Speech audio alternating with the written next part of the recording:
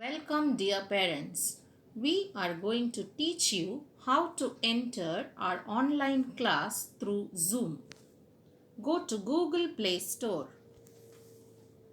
You can see the search bar.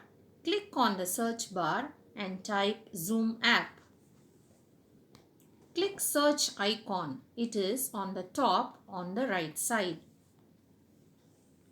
Hope you have installed Zoom app. Then click open the green box. There is a sign in box. Click sign in to continue. You can see Google account in the middle. Select Google account to sign in. You can see your account name. Now choose your account name. Now select your date of birth by entering your date, month and year and click continue. You will see a blue box showing create account. Now click create account. Hope you have created your account.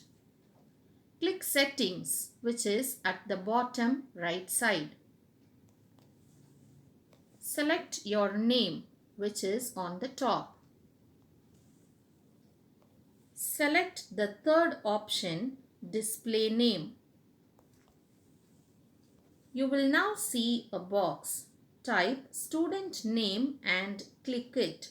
This is for marking attendance for our students. You will receive a link. Click the meeting link sent by our school.